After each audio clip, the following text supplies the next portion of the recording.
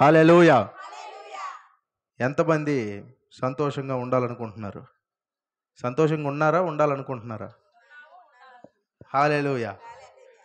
ఉన్నారు, ఉండాలని అనుకుంటున్నారు. ఆమేన్. అందరికీ సంతోషం అంటే ఇష్టమే కదా. బాధపడాలని ఎవరు కోరుకోరు. ఆమేన్. అయితే యేసు ప్రభు వచ్చింది దేనికంటే ఆ సంతోషాన్ని తీసుకురావడానికే. ఆమేన్. హల్లెలూయా. దుఃఖముగా ఉన్న వారికి ఉల్లాస వస్త్రాన్ని ఇవ్వటానికి వచ్చాడు ఆయన.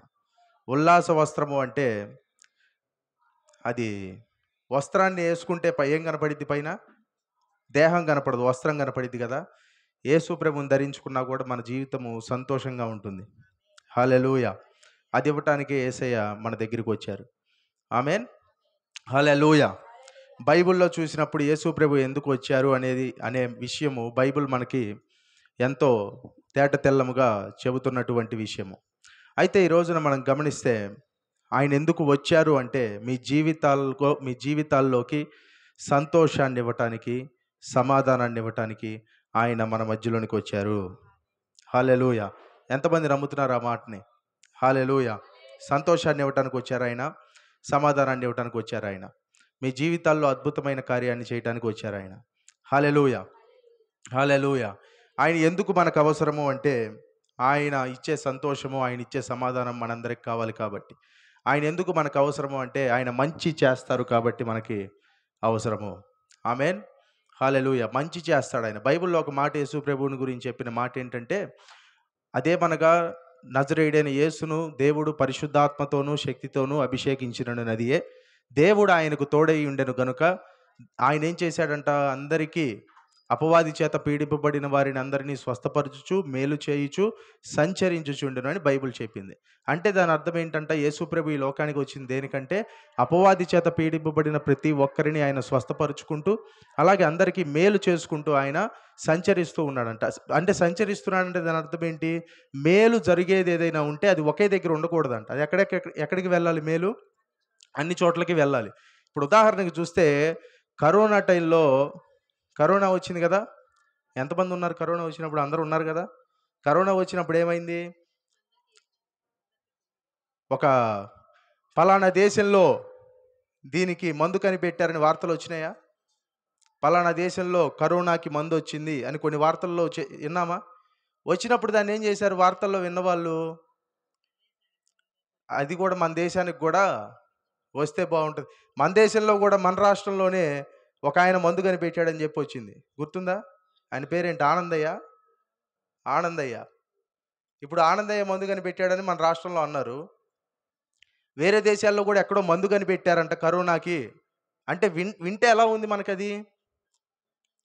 సంతోషంగా ఉందా? దేనికి? అప్పటిదాకా పడిన బాధను చూసాం మనం. అప్పటిదాకా ఎంతమంది చనిపోతున్నారో చూసాం. ఎన్ని శవాలు గుట్టలుగా వేస్తున్నారో చూశారు. ఎంతమంది ఇబ్బంది పడుతున్నారో చూశారు. మాస్కులు దొరక్క అవన్నీ పెట్టుకున్నా కానీ అది అందరికీ వ్యాప్తి చెంది ఒక అంటువ్యాధి కదా కరోనా. ఏమైందని మీరే చెప్పాలి. ఏమైంది అప్పుడు? అందరూ చనిపోయారు చాలామంది. హాస్పిటల్లో బెడ్డులు సరిపోలేదా? ఇవన్నీ చూసి మనం ఏమనుకున్నాం? మందు దొరికిందంట, అమ్మయ్య అనుకున్నారా? దొరికిందంట. ఇప్పుడు ఆ దొరికిన మందు, కనిపెట్టిన మందు ఏదైతే ఉందో అది ఒకవేళ ఆస్ట్రేలియాలో కనపడితే అక్కడే ఉండాలి అని ఎవడని అనుకుంటాడా? అది ఎక్కడికి రావాలి? భారతదేశం రావాలి. భారతదేశం వచ్చి ఎక్కడికి రావాలి? ఆంధ్రప్రదేశ్ రావాలి. ఆంధ్రప్రదేశ్లో ఎక్కడికి రావాలి? చిలకలూరుపేట రావాలి. చిలకలూరుపేటలో మన ఇంటి దాకా కూడా మందు రావాలి. అది మనం వేసుకోవాలి. అప్పుడు మనం సుఖంగా ఉండాలి, సంతోషంగా ఉండాలి. అంతేనా కాదా? అంటే ఏంటి? ఏదైనా ఒక చోట ఒక మంచి జరిగింది అని తెలిస్తే ఆ మంచి అక్కడతో ఆగిపోవాలి అని చెప్పి ఎవరు కోరుకోరు. ఆ మంచి ఎక్కడ దాకా రావాలని కోరుకుంటారు? మన ఇంటి దాకా, మన గడప దాకా రావాలి. మన ఇంట్లోకి కూడా రావాలి ఆ మంచి. ఆ మేలు ఏదైతే ఉందో మనకు కూడా జరగాలి. ఈ యొక్క అంటువ్యాధి నుండి మనం కూడా రక్షించబడాలి అని ప్రతి ఒక్క మానవుడు ఖచ్చితంగా కోరుకొని తీరాడు ఆ రోజున. అయితే అంటువ్యాధి మాత్రమే, ఆ కరోనా మాత్రమే మహమ్మారి కాదు. బైబిల్ చెప్పిన మహమ్మారి ఇంకోటి ఉంది. ఏంటంటే అది పాపము. ఏంటి? పాపము. పాపము కూడా ఒక మహమ్మారే. అది కూడా కనపడకుండా మానవుల యొక్క ఆ యొక్క జీవితాన్ని తీసేస్తుంది, జీవాన్ని తీసేస్తుంది. కొద్దిగా చనిపోతాడు. వ్యసనాలకి బానిసయ్యి, అనేక రకాలైన పాపాలకి బానిసయ్యి మానవుడు కొద్దిగా చనిపోతూ ఉంటాడు. అవిశ్వాసానికి బానిసై చనిపోతూ ఉంటాడు. ఇప్పుడు దీనికి విరుగుడు, ఈ మహమ్మారికి విరుగుడు ఎవరు అంటే ప్రభువైన యేసుక్రీస్తు. హల్లెలూయా. కాబట్టి ఆయన ఎక్కడో యెరూషలేములో, ఎక్కడో బెత్లెహేములో ఆయన జన్మించాడు కాబట్టి అక్కడే ఉండాలని కోరుకుందామా? కోరుకోకూడదు. ఎక్కడికి రావాలి ఆయన? మన దగ్గరికి రావాలి. మన గడప దగ్గరికి రావాలి. మన ఇంట్లోకి రావాలి. మన హృదయాల్లో కూడా రావాలి. హల్లెలూయా.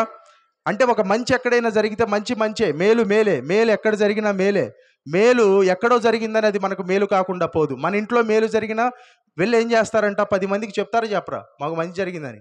బైబిల్లో ఒక వ్యక్తిని గురించి మాట్లాడితే యేసుప్రభు ఏమంటాడంటే, ఒక ఆమె అంటే ఒక నాణెం పోగొట్టుకుందంట. నాణెం పోగొట్టుకొని ఏం చేసిందంట ఆమె? నాణెం పోతే ఏం చేస్తారు చెప్పండి? మీ ఇంట్లో వెండి బంగారం ఉంది, నాణెం ఉంది మీ దగ్గర, పోతే ఏం చేస్తారు మీరు? చెప్పాలి. నాణెం పోతే ఎదుగుతారు కదా? ఎదుగుతారు. ఎక్కడెక్కడ ఎదుగుతారు? ఇల్లు మొత్తం ఎదుగుతారు. ఎంత ఎంత భయమో, దొరుకుతుందో దొరకదో అని. ఇల్లు ఉడుస్తారు లేదు తెలియదు, రోజు ఆ రోజు ఉడుస్తారు మొత్తం. ఏ రోజు? నాణ్యం పోయిన రోజు మొత్తం ఉడుస్తారు, కింద ఉడుస్తారు, మొత్తం దొరికిద్దేమోనని ఆశ. కింద ఉడుస్తారు, మంచం గీడు మొత్తం ఎదుగుతారు. వీళ్ళు నలుమూలల మా ఇంట్లో ఇన్ని దిక్కులు ఉన్నాయని ఆ రోజు అర్థమైంది. అన్నీ ఎదుగుతారు. ఎందుకు ఎదుగుతారు అంతా? నాణ్యం పోయిన నాణ్యం దొరకాలి. దొరికిన తర్వాత ఏం చేస్తారు? బైబిల్ యేసుప్రభు ఏం చెప్తారంటే, ఒక స్త్రీకి నాణ్యం పోగొట్టుకుందంట. నాణ్యం పోగొట్టుకున్న నాణ్యం తిరిగి దొరకంగానే ఆమె ఏం చేసిందంట? చుట్టుపక్కల వాళ్ళందరికీ చెప్పిందంట, నా నాణ్యం దొరికింది. పోయినప్పుడు చెప్పిందా? చెప్పలా. దొరికినప్పుడు చెప్పింది. అంటే ఏంటి? సంతోషకరమైన వార్త 10 మందితో పంచుకుంటారు. హల్లెలూయా. సంతోషకరమైన వార్త ఎలా చెబుతారు చెప్పండి? ఎలా చెబుతారు? ఈరోజు నాణ్యం పోయింది, అది దొరికింది అని ఎలా చెబుతారా? లేకపోతే ఎవరైనా ఎగ్జామ్లో పాస్ అయిన వాళ్ళు, ఎగ్జామ్లో పాస్ అయ్యా అని మొహం దిగాలుగా పెట్టుకొని చెబుతారా? ఎందుకు పాస్ అయ్యాడో ఈడికే తెలియదు అంటారు చూసేవాళ్ళు. ఎట్లా చెబుతారు? నేను ఎగ్జామ్లో పాస్ అయ్యా అని ఎగ్జైట్ అయ్యి చెబుతారు కదా.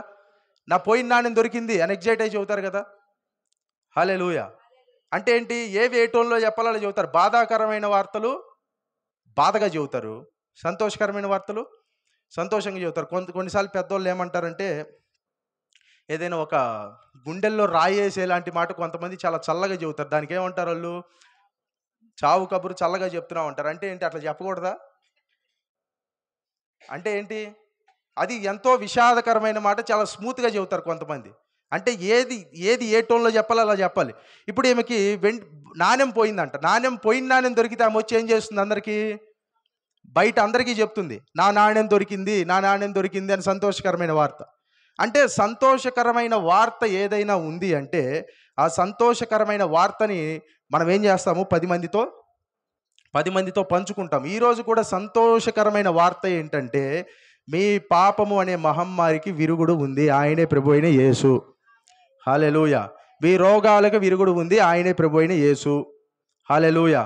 మీకు మేలు జరగాలని కోరుకుంటే ఆయన ఏం చేశాడు? ఇందాక మనం చెప్పిన వచనంలో, మేలు చేయుచు సంచరించుచుండెను. అంటే మేలు చేస్తూ సంచరిస్తున్నాడు. అంటే ఒక చోట మేలు జరిగితే it should not be static. అంటే అక్కడే ఉండిపోకూడదు. అదేమవ్వాలి? ఒక చోట మేలు జరిగిందంటే, కరోనా మందు కనిపెడితే అది అన్ని చోట్లకి వెళ్ళాలి.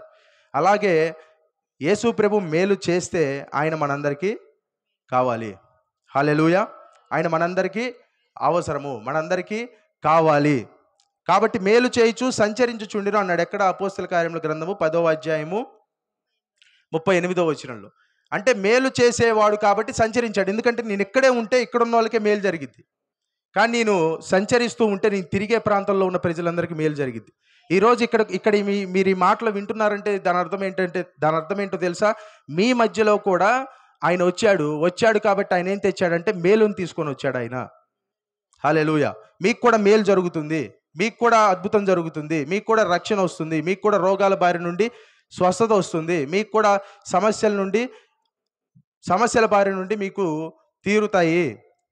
మేలు చేయుచు సంచరించుండెను. ఆయన మేలు చేస్తూ తిరుగుతూ ఉన్నాడు. ఈ రోజున మీ మధ్యలోకి వచ్చారు కాబట్టి, మీ మధ్యలో ఉన్నాడు కాబట్టి మీకు కూడా ఆయన ఖచ్చితంగా ఏం చేస్తాడంటే మేలు చేస్తాడు. హల్లెలూయా. ఎంతమంది నమ్ముతున్నారు ఈరోజు నాకు మేలు జరుగుతుందని? దేవునికి స్తోత్రం. హల్లెలూయా. కాబట్టి ఆయన మేలు చేయుచు సంచరించుచుండెను. కాబట్టి ఏదైనా మేలు ఉందంటే ఆయన ఎందుకు వచ్చాడు అని చెప్పాం మనం? మేలు చేయటానికి వచ్చాడు. ఏంటా మేలు? రక్షణను ఇవ్వటానికి, మనం దేవుడితో కోల్పోయిన సహవాసాన్ని ఇవ్వటానికి, శాంతిని ఇవ్వటానికి, సమాధానాన్ని ఇవ్వటానికి, సంతోషాన్ని ఇవ్వటానికి అందుకే చాలామందికి సంతోషం లేకపోతే దాని అర్థం ఏంటో తెలుసా? సంతోషాన్ని ఇచ్చే వ్యక్తి ఎవరైనా ఉన్నారు అంటే నీ ప్రభువైన యేసుక్రీస్తు. హల్లెలూయా. ఆయన ఈ రోజున మీ కుటుంబాల్లో ఒక గొప్ప సంతోషాన్ని ఆయన ఇవ్వగలడు, ఉల్లాస వస్త్రాన్ని ఇవ్వగలడు. అంటే మీరు ఆయన్ని ధరించుకుంటే మీ దుఃఖము సంతోషముగా మారుతుంది.